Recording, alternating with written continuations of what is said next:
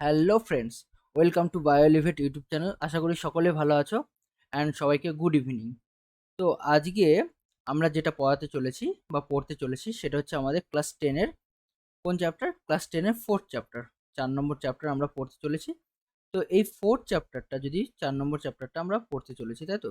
এই ফোর্থ চ্যাপ্টারটা আমাদের জিএনএম এএনএম যে এক্সাম আছে সেই এক্সামের জন্য বেশ ইম্পর্টেন্ট। ঠিক আছে, আমরা অলরেডি 3টা চ্যাপ্টার কমপ্লিট করে ফেলেছি। আজকে তার 4 নম্বর চ্যাপ্টারটা, এখানেও আমরা কিন্তু মাল্টিপল চয়েস বা MCQ multiple choice question solve করব। ঠিক আছে, তো আজকেও মোটামুটি 30টার মতো কোশ্চেন আছে, যেগুলো বাছাই করা কোশ্চেন, ইম্পর্টেন্ট তোমাদের এই জিএনএম এএনএম এক্সাম পারপাসে। যাই হোক, আজকের ভিডিওটা বানাতে কিন্তু একটু লেট হয়ে গেছে, কারণ আমার কিছু পার্সোনাল প্রবলেম ছিল, বাড়িতে একটু কাজ ছিল, সেই জন্য কিন্তু ভিডিওটা বানাতে পারিনি বা ভিডিও রেকর্ড করতে পারিনি। তো আমরা কিন্তু এখন থেকে কন্টিনিউ ভিডিওগুলো আপলোড করতে থাকবো। ঠিক আছে, কারণ আমাদের এক্সাম খুব তাড়াতাড়ি আছে এবং শিগগিরই আছে, সেই জন্য কিন্তু আমাদের টোটালটা কমপ্লিট করতে হবে। ইভেন তোমাদের কিন্তু রিভিশনও করতে হবে। ঠিক আছে, আমি 5 নম্বর চ্যাপ্টারটা কমপ্লিট করানোর পরে তারপরে কিন্তু তোমাদের রিভিশন করতে হবে এবং কোশ্চেন সলভ করতে হবে এনাফ পরিমাণে। ঠিক আছে, চলো তাহলে বেশি কথা না বলে শুরু করি। আমাদের আজকের ফার্স্ট কোশ্চেন যদি দেখি, তাহলে আমাদের ফার্স্ট কোশ্চেন হচ্ছে, আচ্ছা, চ্যাপ্টারের নাম হচ্ছে অভিব্যক্তি এবং অভিযোজন, তাই তো? তাহলে এই চ্যাপ্টারে আমাদের ফার্স্ট কোশ্চেন যেটা, ঘোড়ার অভিব্যক্তিতে যে সজ্জায় ক্রমটি সঠিক তা হলো কি? তাহলে যদি এই কোশ্চেনটার অ্যান্সার তোমরা দেখতে চাও, তাহলে কিরকম হবে? যে ঘোড়ার প্রথম আমাদের জানতে হবে যে কোন ঘোড়াটার আবির্ভাব হয়, তাহলে আর সেটা কোন যুগে আবির্ভাব হয়। তাহলে যদি আমরা দেখি, ফাইনাল ঘোড়াটার নাম হচ্ছে ইকুয়াস। ফাইনাল ঘোড়াটা এই ঘোড়াটার নাম হচ্ছে ফাইনাল ঘোড়াটার নাম হচ্ছে ইকুয়াস। এবং যদি সবচেয়ে আগের যে ঘোড়াটা হয়েছিল সেটা হচ্ছে ইওহিপ্পাস।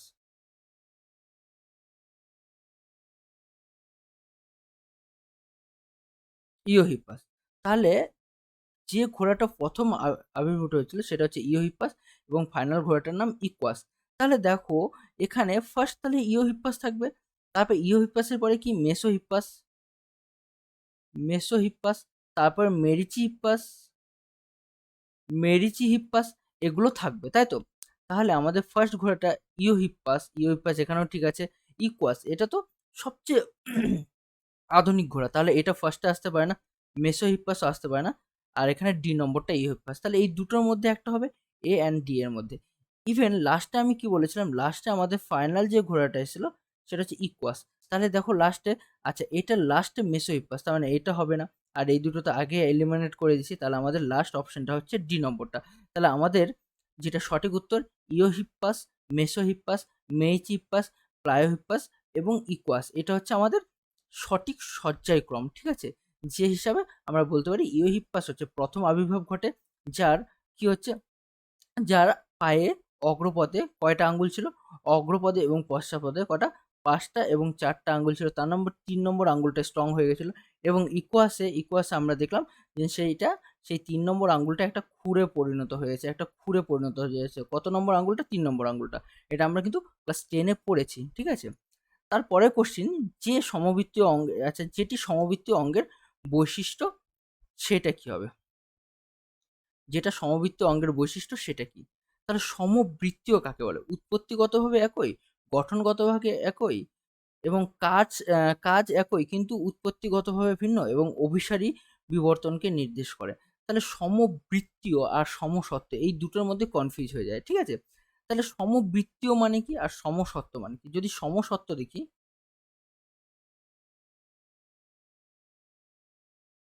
সমসত্ব, আর এটা হচ্ছে সমবৃত্তীয়। তাহলে সমসত্ব কি? সমসত্ব যদি দেখি, আমরা দেখব সমসত্বতে গঠন গঠন সেম, ফাংশন মানে কাজ, ফাংশন ডিফারেন্স, এটা হচ্ছে সমসত্ব অঙ্গ। আচ্ছা, সমবৃত্তীয় অঙ্গ কি? গঠন গঠন ডিফারেন্স গঠন ডিফারেন্স, কিন্তু ফাংশন সেম। যদি এক্সাম্পল দিই তাহলে তোমরা আরেকটু ভালো বুঝতে পারবে। এক্সাম্পলে কি হচ্ছে, এক্সাম্পল দিলে পরে সমসত্ত্ব অঙ্গের ক্ষেত্রে মানুষের হাত,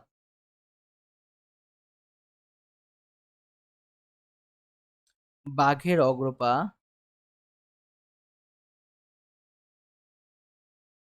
অগ্রপা এদের গঠন একই কিন্তু কাজ আলাদা। কিন্তু সমবৃত্তীয় অঙ্গের ক্ষেত্রে দেখো প্রজাপতির ডানা,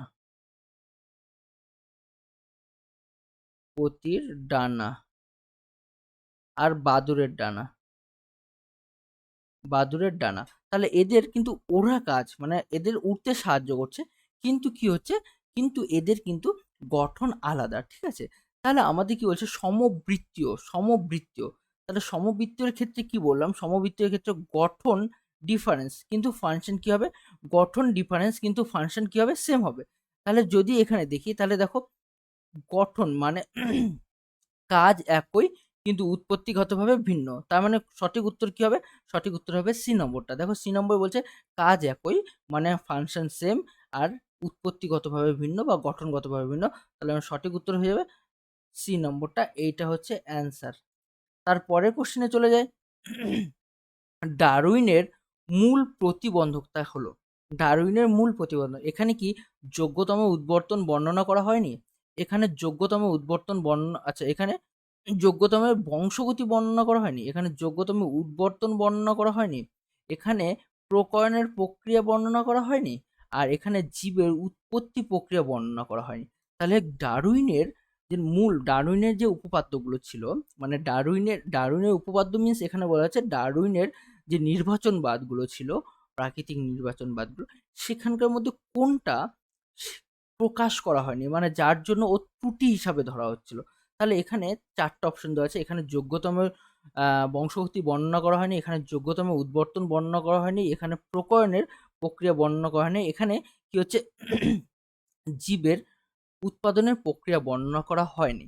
তাহলে এখানে সঠিক উত্তর কি হবে, যে ডারউইন যখন এই তার প্রাকৃতিক নির্বাচনবাদ দেখেছিলেন, সেখানে কিন্তু বলেছিলেন যে প্রত্যেকটা প্রাণীর মধ্যে ভ্যারিয়েশন আছে, ভেদ বা পার্থক্য আসে, কিন্তু এই পার্থক্যর যে কারণ সেটা কিন্তু ডারউইন কখনোই বলতে পারেননি। তার মানে কি, এখানে প্রকরণের প্রক্রিয়া বর্ণনা করেনি, কিভাবে প্রকরণ হয়েছে, কিভাবে ভেদ ভেদ বা প্রকরণ তৈরি হয়েছে, প্রকরণ হয়েছে, সেটা কিন্তু ডারউইন বর্ণনা করতে পারেনি। তাহলে সঠিক উত্তর হয়ে যাবে আমাদের, অ্যান্সার হয়ে যাবে সি নম্বরটা। ক্লিয়ার? তারপরের কোশ্চেনে চলে যাই আমরা। তারপরের কোশ্চেন, পৃথিবীতে প্রথম প্রাণের সৃষ্টি হয়েছিল। তাহলে পৃথিবীতে প্রথম প্রাণের সৃষ্টি হয়েছিল কোথায়? অন্য গ্রহে, মাটিতে, সমুদ্র জলে, অন্তরিক্ষে। তাহলে তোমরা যদি সেই ইভলিউশন দেখো, তাহলে ইভলিউশনে আমরা প্রথম দেখব পৃথিবীতে প্রথম প্রাণের সৃষ্টি হয়েছিল কিন্তু সমুদ্রের জলে। পৃথিবীতে প্রথম প্রাণের সৃষ্টি হয়েছিল কোথায়? সমুদ্রের জলে। তাহলে সঠিক উত্তর হচ্ছে আমাদের সি নম্বরটা, সঠিক উত্তর হয়ে যাচ্ছে সি নম্বরটা। তাহলে অ্যান্সার হচ্ছে সি নম্বরটা। তারপরের কোশ্চেনে যদি দেখি আমরা, পৃথিবী সৃষ্টির সময় যে গ্যাসটি পৃথিবীতে ছিল না। তাহলে দেখো এখানে একটা টার্ম আসে যে পৃথিবীতে প্রথম কন্ডিশনে পৃথিবীটা ছিল বিজারণ ধর্মী। কি ধর্মী? বিজারণ ধর্মী। তাহলে বিজারণ ধর্মীতে এখানে কোনো মুক্ত অক্সিজেন ছিল না। কি ছিল না? মুক্ত অক্সিজেন ছিল না। তার মানে কি, পৃথিবী সৃষ্টির সময় যে গ্যাসটি পৃথিবীতে ছিল না, মিথেন অবশ্যই ছিল, অ্যামোনিয়াও ছিল, তাহলে জলীয় বাষ্প ছিল। তাহলে কি ছিল না? ছিল না হচ্ছে অক্সিজেন। কারণ অক্সিজেন যদি থাকতো তাহলে কিন্তু পৃথিবীতে প্রথমে প্রাণের সৃষ্টি হয়ে যেত। যেহেতু অক্সিজেন ছিল না সেজন্য কিন্তু প্রাণের সৃষ্টি হতে পারেনি ডিরেক্টলি। সেজন্য আমাদের সঠিক উত্তর সি নম্বরটা, এইটার হয়ে যাচ্ছে অ্যান্সার। ঠিক আছে? তারপরের কোশ্চেনে চলে যায়। ৬ নম্বর, অজৈব পদার্থ থেকে জৈব পদার্থ সৃষ্টির পরীক্ষামূলক প্রমাণ দেয় কে? তার মানে কি, এখানে আমাদের দেখতে হবে কেমিক্যাল থেকে অর্গানিকে অর্গানিকে কনভার্ট হচ্ছে। তাহলে এই যে বায়োজেনেসিস সূত্র বা কেমোজেনেসিস সূত্র যেটাকে বলা হয়, যে কেমিক্যাল থেকে অর্গানিক প্রোডাক্টে কনভার্ট হচ্ছে, এইটা কে পরীক্ষামূলকভাবে প্রমাণ দেন? তাহলে দেখো যে আমরা উরে মিলারের পরীক্ষা পড়েছিলাম, সেখানে আমরা দেখেছিলাম যে জলীয় বাষ্প, হাইড্রোজেন, মিথেন আর অ্যামোনিয়া মিলে লাস্টের বেলা প্রাণের তৈরি হয়েছিল। সেই ক্যালকুলেশনে বা সেই পরীক্ষায় দেখেছিলাম যে না, আমরা এরকম একটা এরকম একটা টেস্ট টিউবের মতন ছিল বা থার্মোফ্লাক্সের মতন ছিল, এখান দিয়ে জলীয় বাষ্পগুলো যাচ্ছিল, এখানে হিট দিতে হচ্ছিল, এরকম আমরা এক্সপেরিমেন্ট করেছিলাম। যাই হোক, এই এক্সপেরিমেন্টটা করতে দেখাতে গেলে এখন একটু টাইম লাগবে, সেই জন্য আমরা দেখাচ্ছি না। এরকম একটা কম্পার্টমেন্ট ছিল, আর এখানে এসে সব জমা হচ্ছিল। তাহলে এই এক্সপেরিমেন্টটা কে করেছিল? উরে অ্যান্ড মিলার করেছিল। এই উরে মিলারের পরীক্ষায় কিন্তু প্রমাণিত হয়েছিল যে রাসায়নিক পদার্থ থেকে আস্তে আস্তে জৈব পদার্থ উদ্ভব হয়। তাহলে আমাদের সি নম্বরটা হয়ে যাচ্ছে অ্যান্সার। ক্লিয়ার? তারপর চলে আসি, উরে মিলারের পরীক্ষায় নিচে কোনটি প্রস্তুত করতে সক্ষম? তাহলে এই উরে মিলারের পরীক্ষায় তাহলে কোন উরে মিলারের পরীক্ষায় কোন গ্যাস নিয়েছিল? Methane, hydrogen and ammonia. আচ্ছা, লিখে দিই তাহলে, উরে মিলারের পরীক্ষায় কি কি নিয়েছিল? মিথেন, মিথেন, হাইড্রোজেন,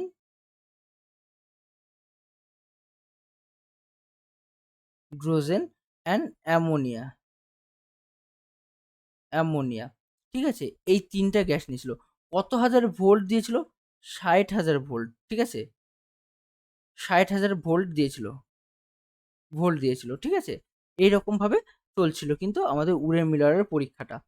তারপর চলে আসে, উরে মিলার পরীক্ষার নিচে কোনটি প্রস্তুত করতে সক্ষম হয়? উরে মিলার যে পরীক্ষা নিরীক্ষা করেছিলেন, সেখানে কি তৈরি করতে সক্ষম হয়েছিল উরে মিলার? ঠিক আছে, যদি দেখি তাহলে সেখানে আমাদের প্রোটিনও তৈরি করতে সক্ষম হয়নি, কারণ প্রোটিন পরে আসে, ভিটামিনও না, উৎসেচকও না। তাহলে আমাদের সঠিক উত্তর হয়ে যাবে অ্যামাইনো অ্যাসিড। তাহলে উরে মিলারের পরীক্ষায় কি তৈরি করতে সক্ষম হয়েছিল? উরে মিলারের পরীক্ষায় অ্যামাইনো অ্যাসিড তৈরি করতে সক্ষম হয়েছিল। অ্যান্সার হয়ে যাবে বি নম্বরটা। ক্লিয়ার? তারপরের কোশ্চেন আমাদের চলে যায়, পাখির ডানা, পতঙ্গের ডানা এবং বাদুড়ের প্যাটাজিয়াম হলো। তাহলে পাখির ডানা, পতঙ্গের ডানা এবং বাদুড়ের প্যাটাজিয়াম সবগুলোর সাহায্যে কি করছে? সবগুলোর সাহায্যে উঠতে পারছে। এদের সবার কাজ কি? ওড়া, ওড়া। তার মানে কাজ, কাজ সেম, কাজ সেম। কিন্তু দেখো, পতঙ্গের ডানা আলাদা, বাদুড়ের ডানা, সরি, বাদুড়ের প্যাটাজিয়াম আলাদা এবং পাখির ডানা আলাদা। তার মানে এদের গঠন, গঠন ডিফারেন্স, গঠন ডিফারেন্স। তাহলে যদি কাজ একই হয়, কাজ একই হয়, গঠন আলাদা হয়, তাহলে সেগুলোকে কি বলা হবে? সমসত্ব অঙ্গ, না সমবৃত্তি অঙ্গ, নাকি লুপ্তপ্রায় অঙ্গ, নাকি সদৃশ্য অঙ্গ? তাড়াতাড়ি ট্রাই করো, তাহলে কি হবে? তাড়াতাড়ি। অপশন এ সমসত্ব অঙ্গ, অপশন বি সমবৃত্তীয় অঙ্গ, অপশন সি লুপ্তপ্রায় অঙ্গ এবং লাস্ট হচ্ছে সদৃশ্য অঙ্গ। তাহলে এখানে যখনই কাজ একই হবে, গঠন ডিফারেন্স হবে, কাজ একই, গঠন ডিফারেন্স, তাহলে তখন সেটা হয়ে যাবে সমবৃত্তীয় অঙ্গের উদাহরণ। তখন কি হয়ে যাবে সেটা? সমবৃত্তীয় অঙ্গের উদাহরণ। তাহলে অ্যান্সার হয়ে যাবে বি নম্বরটা। ক্লিয়ার? তারপরে চলে আসি, ভিন্ন শ্রেণীর জীবের সমসত্ব অঙ্গের বিবর্তনকে কি বলা হয়? ভিন্ন শ্রেণীর জীবের সমসত্ব অঙ্গের বিবর্তনকে, সমসত্ব অঙ্গের বিবর্তন। আচ্ছা, সমসত্ব অঙ্গ মানে কি? সমসত্ব অঙ্গ মানে আমরা একটু আগেই বললাম, সমসত্ব অঙ্গ মানে কাজ আলাদা, গঠন একই। এটা হচ্ছে আমাদের সমসত্ব অঙ্গ, তাই তো? এবার যদি বলি, তাহলে দেখো, কাজের দিক দিয়ে কাজ আলাদা বাট গঠন একই। তাহলে এইখানে যদি গঠন হয় আর কাজ কি হচ্ছে আলাদা, তাহলে তাই তো? তাহলে এইটা কোন ধরনের বিবর্তনকে বা জীবের সমসত্ব অঙ্গের বিবর্তনকে কি বলে? সমান্তরাল বিবর্তন, অভিসারী বিবর্তন, অপসারী বিবর্তন এবং অভিযোজিত বিবর্তন। অপশন এ সমান্তরাল বিবর্তন, অপশন বি অভিসারী বিবর্তন, অপশন সি অপসারী বিবর্তন অ্যান্ড লাস্ট অভিযোজিত বিবর্তন। ট্রাই করো, এটা কি হতে পারে? সমসত্ব অঙ্গের বিবর্তন কিরকম হতে পারে সমসত্বের তাহলে সমসত্বে, তার মানে এখানে আমাদের কি অ্যান্সার হতে পারে? আমাদের এটা অপসারী। তার মানে দেখো, গঠনের দিক দিয়ে এখানে যদি গঠন ধরি আর এখানে হচ্ছে কাজ ধরি, তাহলে গঠন একই জায়গায় ছিল কিন্তু কাজের জন্য তারা ভিন্ন ভিন্ন পরিবেশে গেছে, তাই না? তাই না? ভিন্ন ভিন্ন পরিবেশে অভিযোজিত হয়েছে। তার মানে এই রকম কে বলা হয় অপসারী, এরকমকে বলা হয় অপসারী। তাহলে সঠিক উত্তর হয়ে যাবে অপসারী বিবর্তন। তাহলে সঠিক উত্তর হয়ে যাবে সি নম্বরটা অ্যান্সার। তারপরে চলে আসি, the origin of species by means of natural selection গ্রন্থে অভিব্যক্তির জড় মতবাদ প্রকাশিত হলো তা হলো। তাহলে কোথায় মানে এই যে না আমাদের the origin of species by means of natural selection এই গ্রন্থটিতে অভিব্যক্তির জড় মতবাদটি প্রকাশিত হলো কোন জড় মতবাদ? ল্যামার্কবাদ, প্রাথমিক নির্বাচনবাদ, জার্ম প্লাজমবাদ এবং কোষবাদ। ট্রাই করো। এখানে কি হচ্ছিল? এখানে ল্যামার্কবাদ, প্রাকৃতিক নির্বাচনবাদ, জার্ম প্লাজমবাদ অ্যান্ড লাস্ট আমাদের কি হচ্ছে কোষবাদ। কোনটা হবে? তাহলে অরিজিন অফ স্পিসিস ল্যামার্ক তো নাই, প্রাকৃতিক নির্বাচন বা জার্ম প্লাজম মতবাদ কিন্তু এখানে দেওয়া হয়নি, এখানে দেওয়া হয়নি এবং কোষবাদ তো না, কোষবাদ দিয়েছিল স্লাইডেন এবং সোয়ান, ঠিক আছে, স্লাইডেন এবং সোয়ান দিয়েছিল, ঠিক আছে, তাহলে কোষবাদ তো হলো না। তাহলে আমাদের প্রাকৃতিক, এখানে প্রাকৃতিক হতো, প্রাথমিক না, প্রাকৃতিক হতো, প্রাকৃতিক নির্বাচন বাদ দিয়েছিল কি the origin of species by means of natural selection. এখানে এই প্রাকৃতিক নির্বাচন বাদটা অ্যান্সার হবে, এখানে প্রাথমিক হয়ে গেছে, এইটা হয়ে যাবে অ্যান্সার। ক্লিয়ার? তারপরে চলে আসি প্রত্ন জীববিদ্যার সঙ্গে নিচের যেটি সম্পর্কযুক্ত সেটি কি? সমসত্ব অঙ্গ, সমবৃত্তি অঙ্গ, নিষ্ক্রিয় অঙ্গ এবং জীবাশ্ম বা ফসিল। তাহলে তোমরা ইজিলি বুঝতে পারছো এখানে জীবাশ্ম বা ফসিলই অ্যান্সার হবে, নিষ্ক্রিয় অঙ্গ হবে না। তার মানে সঠিক উত্তর হয়ে যাচ্ছে আমাদের ডি নম্বরটা অ্যান্সার। কারণ ফসিলস নিয়ে আলোচনা বা প্রত্নতত্ত্ব নিয়ে আলোচনা, এটাকে বলা হয় প্রত্নতত্ত্ব বিদ্যায় ফসিলস নিয়ে আলোচনা করা হয়। ক্লিয়ার? তারপরে চলে আসি পাখির ডানা, ঘোড়ার অগ্রপথ, মানুষের হাতের অস্থিগুলি একই রকম, এদের কারণ। তাহলে কি পাখির ডানা, ঘোড়ার অগ্রপথ এরা সবাই কিন্তু সমসত্ব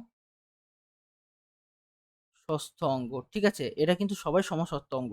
তার মানে সমসত্ব অঙ্গ মানে কি বলছে যে তাদের গঠন একই বাট কাজ আলাদা, তাই তো? তাহলে এদের কারণ কি? একটি প্রাণী থেকে অপর প্রাণীর সৃষ্টি, সকলে একই উদ্বংশীয় জীব থেকে সৃষ্টি, অঙ্গগুলির কাজ একই, অ্যান্ড তাহলে অঙ্গগুলির কাজ তো একই না, এটা তো ভুল। অঙ্গগুলির রাসায়নিক গঠন একই না, এটাও তো ঠিক না। একটি প্রাণী থেকে অপর প্রাণীর উদ্ভব, তার মানে কি পাখির থেকে ঘোড়ার উদ্ভব হয়েছে না মানুষের উদ্ভব হয়েছে? এটাও ঠিক না। তার মানে সঠিক উত্তর সকলেই একটু উদ্বংশীয় জীবের থেকে তৈরি হয়েছে। তার মানে উদ্বংশীয় জীব মানে তাহলে সকলের বংশ যেটা হচ্ছে আমাদের পূর্বপুরুষ, তারা কিন্তু একই জায়গা থেকে ছিল। তাহলে আমার সঠিক উত্তর হয়ে যাচ্ছে বি নম্বরটা। সঠিক উত্তর হয়ে যাচ্ছে বি নম্বরটা। তারপরের কোশ্চেন দেখি আমরা, নিচে কোনটি নিষ্ক্রিয় অঙ্গ নয়? নিষ্ক্রিয় অঙ্গ নয় বলেছে, নোটিশ করবে ভালো করে, এখানে নয় বলেছে। তাহলে নয় হলে অ্যাপেন্ডিক্স, অ্যাপেন্ডিক্স তো নিষ্ক্রিয় অঙ্গ, তাহলে এটাও হবে না। প্লিকা সেমুলালিস এটাও নিষ্ক্রিয় অঙ্গ, এটাও হবে না। কক্সিট এটাও নিষ্ক্রিয় অঙ্গ। তার মানে শিং কিন্তু এখনো দেখা যায়, তাহলে শিংকে কিন্তু কখনোই নিষ্ক্রিয় অঙ্গ হয় না। তার মানে সি নম্বরটা হয়ে যাচ্ছে অ্যান্সার। ক্লিয়ার? তাহলে সি নম্বরটা হয়ে যাচ্ছে অ্যান্সার। এ অবধি ক্লিয়ার? তারপরে চলে আসি ব্যাঙাচির দেহে দেহে ফুলকার উপস্থিতি, ব্যাঙাচির দেহে ফুলকার উপস্থিতি নির্দেশ করে। তাহলে কি এখানে ব্যাঙাচির দেহে ফুলকা থাকে কিন্তু ব্যাঙের দেহে ফুলকাটা অবলুপ্ত হয়ে যায়, তাহলে এটা কি নির্দেশ করছে? মৎস্য থেকে উভয়চরের সৃষ্টি, উভয়চর থেকে মৎস্যের সৃষ্টি, ভবিষ্যতে উভয়চরের দেহে ফুলকা থাকবে, কোনোটিই নয়। তার মানে এখানে বলা যাচ্ছে যে ব্যাঙাচির দেহে ফুলকা আছে, তাহলে ব্যাংকে কি বলা আছে? ব্যাংকে কি বলা আছে? ব্যাং, ব্যাং হচ্ছে উভয়চর, ব্যাং হচ্ছে উভয়চর। তাহলে আর আমরা একটা সিকোয়েন্স অনুযায়ী জানি, প্রথমে অ্যাকোয়াটিক বা প্রথমে মৎস্য তৈরি হয়, মৎস্য তৈরি হয়, সরি, প্রথমে কি তৈরি হয়? প্রথমে তৈরি হয় মৎস্য, তাই তো? প্রথমে তৈরি হয় মৎস্য, মৎস্য, এবং ওই মৎস্য থেকে পরে উভয়চর তৈরি হয়, উভয়চর তৈরি হয়। তাহলে আমরা বলতে পারি মৎস্য থেকে উভয়চরের সৃষ্টি হয়েছে। তাহলে এইটাই আমাদের উভয়চর থেকে কিন্তু মৎস্য সৃষ্টি হয়নি, মৎস্য থেকে উভয়চরের সৃষ্টি হয়েছে। তাহলে সঠিক উত্তর হয়ে যাবে এ নম্বরটা। ক্লিয়ার? এ অবধি হয়ে গেছে। তাহলে সঠিক উত্তর হয়ে যাবে আমাদের এ নম্বরটা। কোনো প্রবলেম এ অবধি? তারপরে চলে আসি নিচে যেটি প্রাকৃতিক নির্বাচনবাদের বিষয় নয়, তাহলে প্রাকৃতিক নির্বাচনবাদের বিষয় নয় কোনটা? তাহলে এখানে ৪ টা অপশন দেওয়া আছে। একটা হচ্ছে প্রাকৃতিক নির্বাচন, যোগ্যতম উদ্বর্তন, অঙ্গের ব্যবহার অব্যবহার, অস্তিত্বের জন্য জীবন সংগ্রাম। প্রাকৃতিক নির্বাচনবাদ কে দিয়েছিলেন? ডারউইন, ডারউইন দিয়েছিলেন, তাই তো? তাহলে আর তাহলে প্রাকৃতিক নির্বাচনবাদ এটাও ডারউইন দিয়ে থাকে, যোগ্যতম উদ্বর্তন এটাও ডারউইন দিয়ে থাকে, অস্তিত্বর জন্য জীবন সংগ্রাম এটাও ডারউইন দিয়ে থাকে। কিন্তু অঙ্গের ব্যবহার অব্যবহার এটা কি দিয়েছে? ল্যামার্ক দিয়েছে। কে দিয়েছে? ল্যামার্ক। ল্যামার্ক দিয়েছে। তাহলে কোনটা বিষয়টি নয়? তাহলে আমরা এখানে বুঝবো অঙ্গের ব্যবহার অব্যবহার এটা কে দিয়েছে? ল্যামার্ক দিয়েছে। ঠিক আছে? তাহলে সঠিক উত্তর হয়ে যাবে আমাদের সি নম্বরটা সঠিক উত্তর হয়ে যাচ্ছে। ক্লিয়ার? তারপরে চলে আসি, ব্যবহার অব্যবহার ও অর্জিত বংশের বংশানুক্রম এটা কে দিয়েছিলেন? একটু আগেই বললাম ব্যবহার অব্যবহার এটা কিন্তু আমাদের দিয়েছিল কে? ল্যামার্ক। ল্যামার্ক দিয়েছিল। ঠিক আছে? তাহলে সঠিক উত্তর হয়ে যাবে। এইটা হচ্ছে আমাদের সঠিক উত্তর, অ্যান্সার। তারপর চলে আসি, মানুষের পৌষ্টিকতন্ত্রের সঙ্গে যুক্ত নিষ্ক্রিয় অঙ্গ হলো। তাহলে মানুষের পৌষ্টিকতন্ত্রের সাথে যে নিষ্ক্রিয় অঙ্গটি যুক্ত সেটি কি? Coccyx, appendix, nictitating. আচ্ছা, নিকটিনটিং পর্দা এটা কিন্তু চোখে থাকে। কোথায় থাকে? চোখে থাকে। কক্সিস এটা কোথায় থাকে? কক্সিস লেজের পার্ট, লেজের পার্ট। পিরামিডাল পেশি, পিরামিডাল পেশি কিন্তু আমাদের পড়ি নেই। ঠিক আছে? তার মানে এটা সিলেবাসে নেই, তার মানে এটা তো হবেই না। তাহলে একমাত্র আমাদের অপশন থেকে যাচ্ছে অ্যাপেন্ডিক্স, যেটা আমাদের পৌষ্টিকতন্ত্রের সাথে যুক্ত। মানে আমাদের যদি ঠিকঠাক মতো পটি না হয়, আমাদের রেচন পদার্থ যদি ক্লিয়ার না হয়, তাহলে এই অ্যাপেন্ডিক্সে জমা হয়, তখন অ্যাপেন্ডিসাইডে ব্যথা শুরু হয়ে যায়। আর সেইটা হচ্ছে অ্যাপেন্ডিক্স, এটা গিনিপিকের সিকাম নামে পরিচিত। তাহলে আমাদের অ্যাপেন্ডিক্স হলো মানুষের পৌষ্টিকতন্ত্রের সঙ্গে নিষ্ক্রিয় একটা অঙ্গ, অ্যাপেন্ডিক্স। তাহলে সঠিক উত্তর হয়ে যাবে বি নম্বরটা। তারপরে চলে আসি পরের কোশ্চেন 18 নম্বরটা, উদ্ভিদের নিষ্ক্রিয় অঙ্গ কোনটা? উদ্ভিদের নিষ্ক্রিয় অঙ্গ অপশনগুলো দেখো, কাল কাসুন্দার স্ট্যামিনোড, নারকেলের পিস্টিলোড, ভূমিস্থ কাণ্ডের শুল্কপত্র এবং সবকটি। ট্রাই করো তোমরা। কাল কাসুন্দার স্ট্যামিনোড, নারকেলের পিস্টিলোড অ্যান্ড ভূনির্মস্থ কাণ্ডের শল্কপত্র এবং লাস্ট আমাদের কি আছে? সবকটি। তাহলে আমাদের সঠিক উত্তর হয়ে যাবে কালকাসুন্ডার স্ট্যামিনোডের নিষ্ক্রিয় অঙ্গ, নারকেলের পিস্টিলোডের নিষ্ক্রিয় অঙ্গ, ভূনির্মস্থ কাণ্ডের শল্কপত্র এটাও ওয়ান টাইপ অফ নিষ্ক্রিয় অঙ্গ। তার মানে আমাদের সঠিক উত্তর হয়ে যাচ্ছে সবকটি। তার মানে আমাদের এইটা হয়ে যাচ্ছে অ্যান্সার। তারপর চলে আসি, উটের পুজে ফ্যাট জারিত হলে পরে কি উৎপন্ন হয়? তাহলে আমরা সিম্পল জানি উটের পুজের যে ফ্যাট থাকে সেটা জারিত হলে পরে জলে কনভার্ট হয়। তাহলে সেটা কিসে কনভার্ট হয়? জলে কনভার্ট হয়। তাহলে অ্যান্সার হচ্ছে সেই জন্য উটের পুজে কিন্তু আমরা যে জলগুলো খাচ্ছি, মানে সরি, উটেরা যে জলগুলো খায় সেটাকে কিন্তু কিসে কনভার্ট করে রাখে? ফ্যাটে কনভার্ট করে রাখে। পরবর্তীকালে তার শরীরে যখন জলের ঘাটতি হয় তখন সেটা আবার কিসে রূপান্তরিত হয়ে যায়? ফ্যাটগুলোকে ডিসলভ করে, অক্সিডাইজ করে, জারিত করে তা আবার কিসে কনভার্ট হয়ে যায়? জলে কনভার্ট করে দেয়। ক্লিয়ার? তারপর চলে আসি, তারপরে কোশ্চেন, মাছের প্লাবতা নিয়ন্ত্রণকারী স্থিতিক অঙ্গটি হলো কি? তাহলে প্লাবতা নিয়ন্ত্রণ করে মানে যেটা প্লাবতা মিন্স যে ভাসতে বা ডুবতে সাহায্য করে। তাহলে সেটা আমরা দেখেছি ইজিলি, আমরা জানি পটকা। পটকা যদি দেখি এইটা হচ্ছে অ্যান্সার। এবার পটকা নিয়ে যদি একটু দেখি, পটকার দুটো প্রকোষ্ঠ থাকে। পটকার দুটো প্রকোষ্ঠ থাকে, এরকম দুটো প্রকোষ্ঠ থাকে।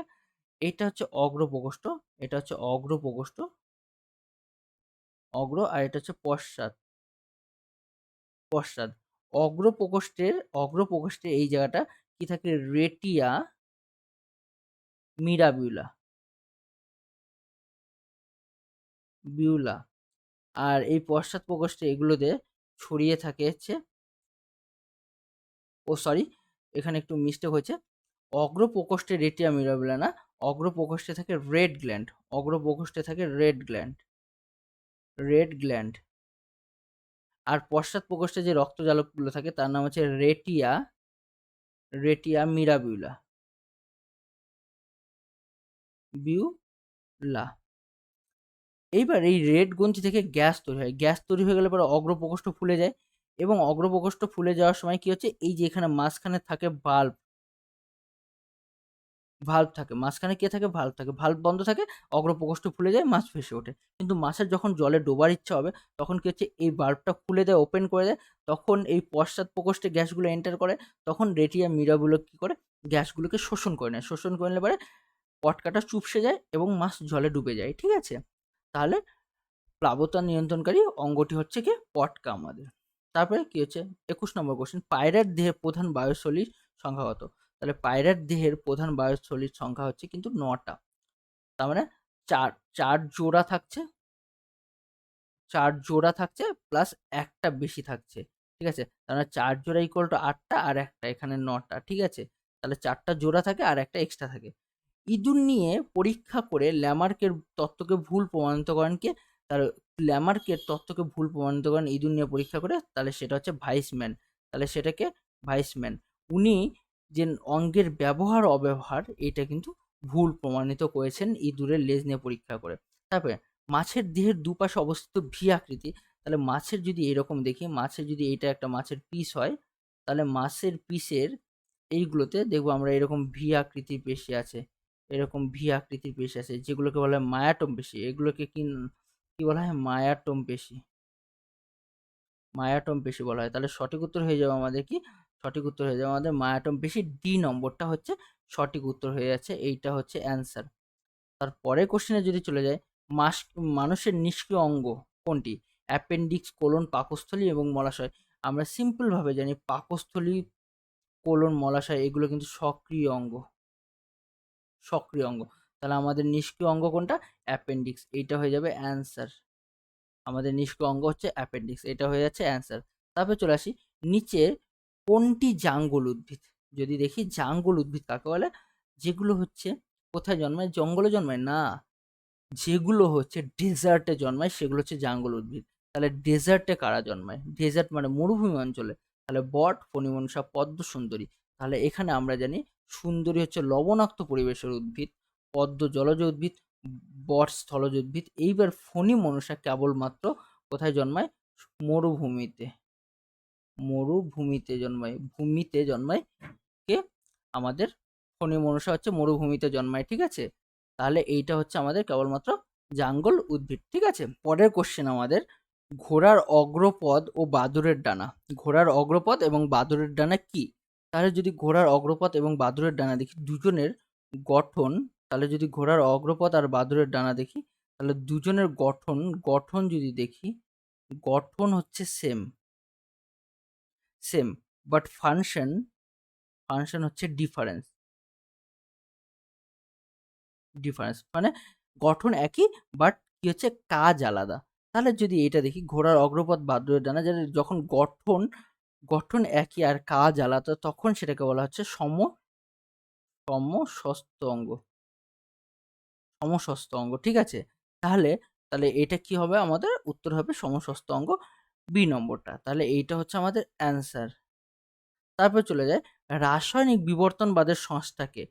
তাহলে রাসায়নিক বিবর্তনবাদ কে প্রতিষ্ঠা করেন? তাহলে আমরা দেখবো এখানে হ্যালডেন ও ওপারিন, এইটা হয়ে যাবে অ্যান্সার, ঠিক আছে? তারপরের কোশ্চেনে চলে যায়, শ্বাসমূল থাকে কোন গাছে? তাহলে সিম্পল ভাবে জানি আমরা শ্বাসমূল থাকে লবণাক্ত পরিবেশে যে উদ্ভিদগুলো, সেই উদ্ভিদের শ্বাসমূল থাকে। তাহলে আমাদের লবণাক্ত পরিবেশে কে থাকে? সুন্দরী গাছ।